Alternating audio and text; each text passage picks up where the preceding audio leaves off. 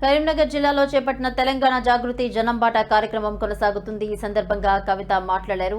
శంకరపట్నం మండలంలోని కల్వల మత్తడి కొట్టుకుపోయి 3 ఏళ్లవుతుందని, రిపేర్ కోసం అప్పటి ప్రభుత్వం 70 కోట్లు విడుదల చేస్తూ జీవో చేసిందన్నారు. తర్వాత ప్రభుత్వం మారినా పనులు జరగడం లేదని విమర్శించారు.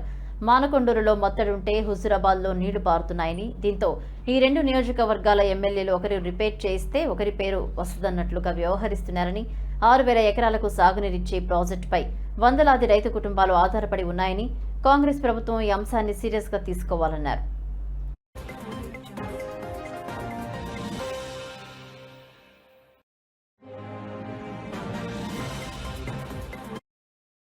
తెలంగాణ అందరికీ నమస్కారం. ఇవాళ శంకరంపట్నం మండలంలో కల్వల ప్రాజెక్టు దగ్గర ఉన్నాం. ఈ కల్వల దగ్గర ఈ మత్తడి కొట్టుకపోయి దాదాపుగా 3 సంవత్సరాలు కావస్తున్నది. అంతకుముందు ఎన్నికల కన్నా కరెక్ట్ ముంగట మరి జీవో వచ్చింది, 70 కోట్లు శాంక్షన్ అయినాయి. కానీ అప్పటి నుంచి ఇప్పటి వరకు ప్రభుత్వం మారిపోవడంతో పనులు జరుగుతలేవు.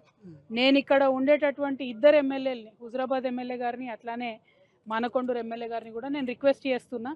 మానకొండూరులేమో మత్తడు ఉన్నది, పారకమేమో హుజూరాబాద్లో ఉన్నది. అందుకే ఈడ పని చేస్తే ఆయనకు పేరు వస్తుంది, ఆడ పని చేస్తే ఈయనకు పేరు వస్తుంది అన్న లొల్లితోని పని ఎవరు చేస్తలేరు. అట్లా కాకుండా దయచేసి 6,000 ఎకరాలు పారాలే. వందలాది రైతు కుటుంబాలు దీని మీద ఆధారపడి ఉన్నాయి. కాబట్టి కాంగ్రెస్ ప్రభుత్వం సీరియస్గా తీసుకొని త్వరితగతిన ఇదివరకు ఇచ్చిన 70 కోట్ల జీవోను పాస్ చేయాలి, మత్తడి పనులు తొందరగా పూర్తి చేయాలని నేను కోరుతా ఉన్నాను. ఎందుకంటే ఇది రాజకీయాలకు సంబంధించిన విషయం కాదు, రైతులకు సంబంధించిన విషయం. రైతు ఎవరికైనా రైతే, ఆయన పని చేయకపోతే, ఆయన పండియకపోతే మనకెవరికి కూడా తినడానికి తిండి ఉండదు. కాబట్టి రైతు లేనిదే రాజ్యం లేదని చెప్తా ఉంటాం. అది నిజం చేయాల్సిన టైం ఇప్పుడు వచ్చింది.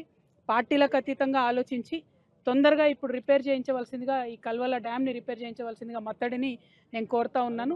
మరి ఇక్కడ ఇదివరకు ఒకసారి కట్ట తెగిపోయినప్పుడు అప్పుడున్నటువంటి ప్రజాప్రతినిధులందరూ కూడా చొరవ తీసుకొని తొందరగా రిపేర్ చేయించారని చెప్తున్నారు రైతులు.